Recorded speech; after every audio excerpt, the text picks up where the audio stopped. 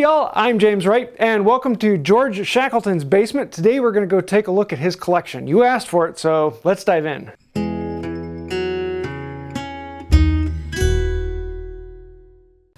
So what do you have on the shooting boards then? I got every shooting board you can think of.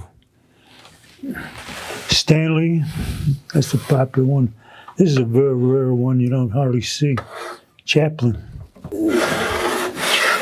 You don't see this too much, Chaplin. This guy is an antique. Two antiques down there. These were the first ones. This is the ones Stanley got the idea to make theirs. From the old ones down there. Is that a Cooper's plane back in the corner? Right here? Yeah, the double one's a Cooper plane. Double edge. With two blades side by side? Yeah. You know how they used to use them? Flip them upside down? Yeah, they turn them on the side. I got a couple upstairs too. All of these are made by Pete. We were at a show one day and I asked him if he could reproduce some antiques. So we copied the antiques and he reproduced all of these for me. That's cool. And he don't make joiners anymore, so they're very rare. All of these are Pete's planes. I just picked this up in an auction. See 3 different sizes. Oh, all 3 of the... Yeah, with the nice Stanley label on it. Tongue and groove planes? Yeah, tongue and groove. I think somebody made this box. That is cool. I don't think Stanley produced it. This is one of a kind. Where did you find those? What's his name had them? Guy in Michigan. Those are cool. So they're very rare. What's this thing up here? I don't know. That's another what's it. I like the way it looks, so I got it off of YouTube. Or what do you call it? Yeah, YouTube. I just like the way it looks. I don't know what it is. Basket making plane. It's a real antique. It's got to be, it looks like it's from the 1700s. You can tell by the wing nuts. But it's old. That shears off large, thick pieces? Yeah, for making baskets. Looks like about an 1/8 inch. Oh, to make the staves in the basket. 1797.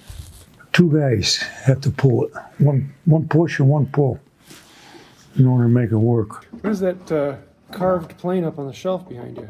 I picked this up in Indiana. At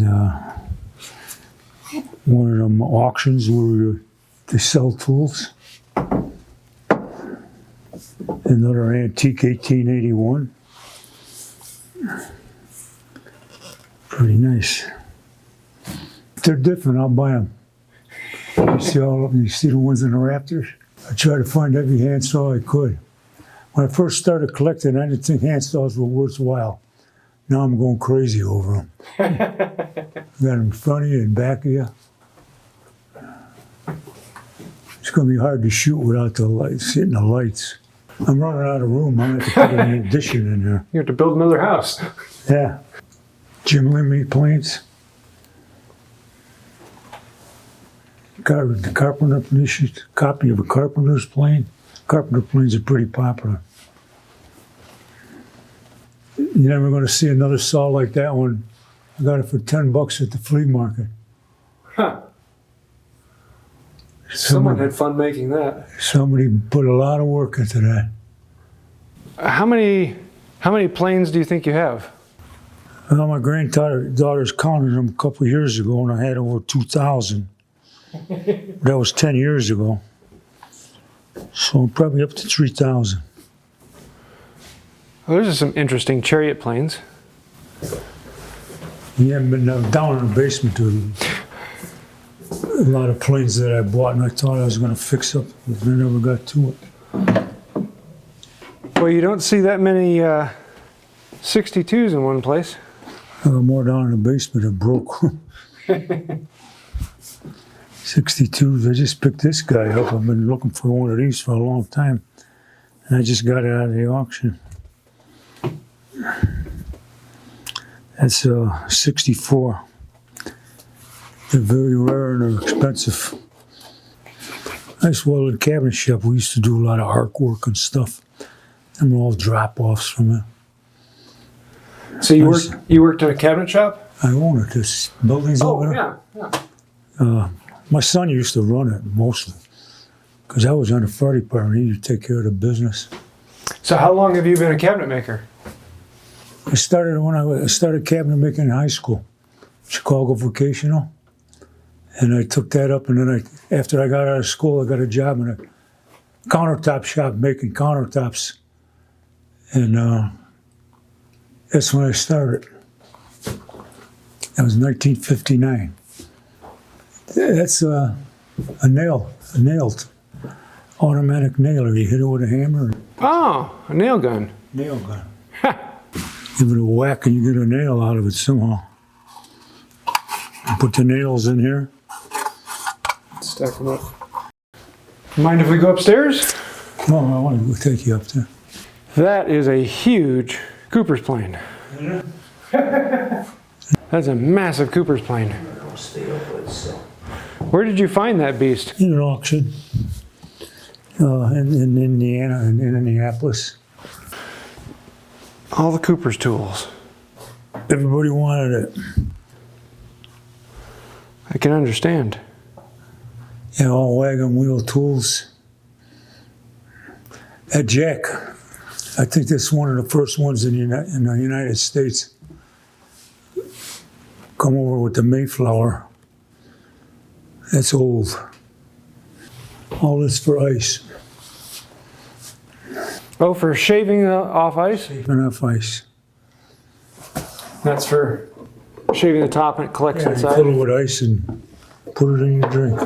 That's a saw ice. Pretty nice, huh? That is very cool. It's one of the first things I started collecting. I got hot and heavy in 1995. This thing here is very rare. It's just for, you put your stakes in here, you know, and then you could tighten it. Put the barrel together. That's what this is for. That holds the barrel. Yeah. It holds your stakes, and then they tighten this somehow and it formed the barrel. It's the first and last one I ever seen. Huh. For making Cooper tools. Everything you needed to build a wooden ship is in that box. Okay. That's cool. The chalk line. Caulking for that rope in the corner is what they used for caulking cracks in the ship. It would swell up and stop the water from coming in. And these are the hammers they used, the Caulking chisels. caulking chisels. There's one that used to hold with this here and hit it down. That auger is huge. Yeah. Very neat, eh? That is I haven't seen one like that before. Yeah. I was into axes when I first started, too. Axes used to go hot and heavy in the 90s. Coach making tools? Coach makers' tools. Cork routers and... Yeah. These here wrenches, they used to give them to people that went west with the wagon. With the multiple tools? They'd take one of these with them. They'd give them one. They got names on them. They'd have a wrench and a drill. Oh, that's a lot of molding, miter boxes. Yeah. I sold a few of them just to get rid of some of them. Is that a shear? It's made for siding that you used to put on houses in the 1930s, 1920s. I don't know if you ever seen it, but slate. Oh, yeah. Slate siding. Yeah. Big panels. It become about 3 feet or so. They use that to cut them. It's ice saw. You wanted to see the first planes I got, you got to come in a corner here. This is what kicked it off right here. These Dutch planes. Right there, 1967. Started That's some beautiful nose work. Yeah, isn't it? All Dutch planes. So I started hitting all the flea markets, all the antique shops. Started buying old tools. And then I went to an auction in Indianapolis. And they told me about Midwest Tool Club, and I joined. That was the end. Is this a whole shooting board table? Yep.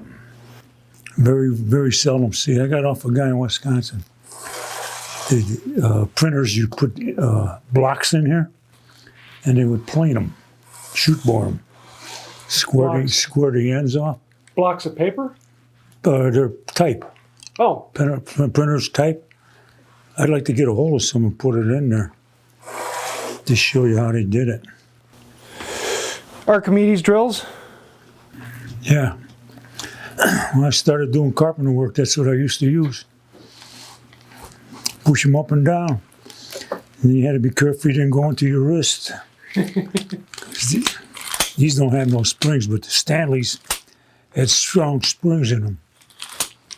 A lot of carpenters put them right through your wrist. That is a lot of planes. That's when I used to go to the flea market.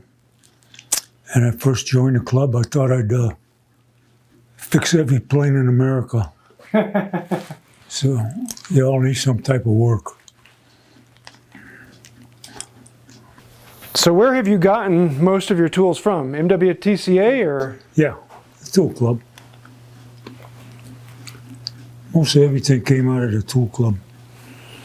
Stanley 45s. First one they made is down there to the last one. Oh, these are all the types? That's all types. Type 1, 45. I had the dates on them, but kind of got mixed up. Oh, 86 to 87. Type 3, Type 4. I'm missing a couple of them. Type 7, 8, Type 8.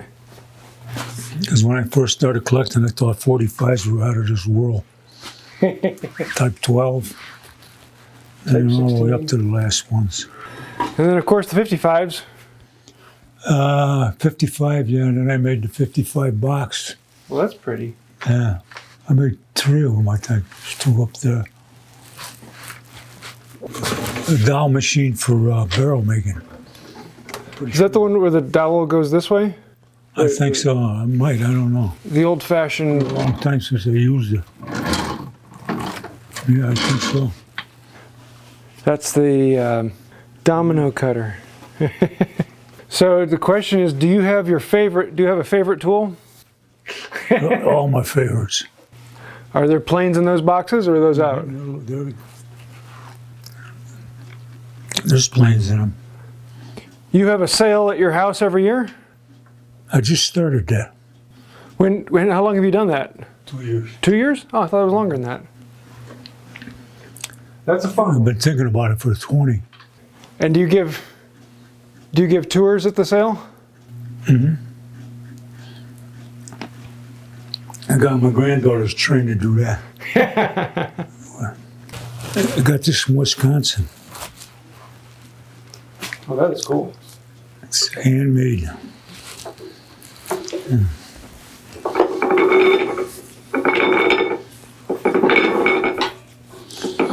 I put this chuck in, but you come without a chuck. Years ago, they had to make all your drills a 1/2 inch because you never had a chuck. What is this? It's, I forget, bandsaw. All of this stuff's for bandsaw blades. Oh, for sharpening and setting and teeth, setting teeth and this stuff. And this is for bicycle wheels. Just lining up the spokes. Oh. Very neat, huh? This is interesting. The grass cutter. Oh. The gears move as it moves. 1923. For cutting grass. It's a shoot board. Oh, for like and then frames. another one down there, yeah. Probably industrial. And this guy's pretty popular, but I forget the name of it. I got two of these, one upstairs. Is that the Miller's Falls? Yeah. I got that off of Pete Callahan. So coming out of here in the basement, this is George's workshop where he repairs tools and gets them working again.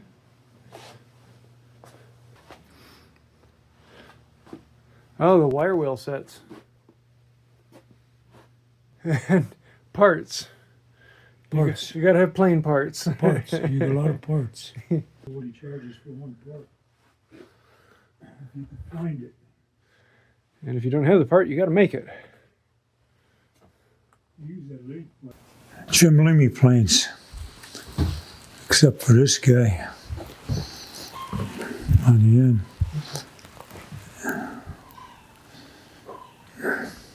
That is absolutely beautiful. And plow planes are all made by Jim Lemmy. I used to keep them over there in the corner, but the cat took over.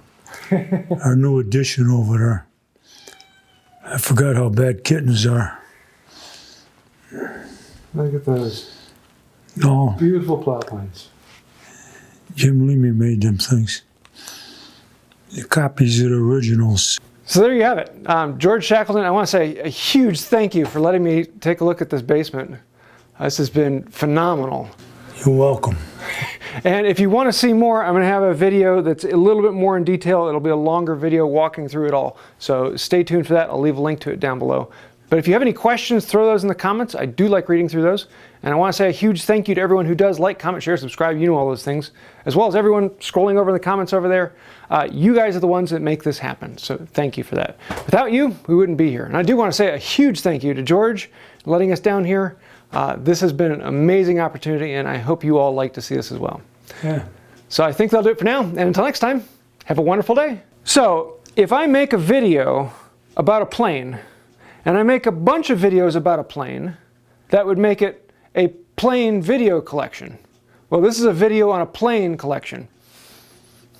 It's a very plain collection. There's more than planes there. Yes.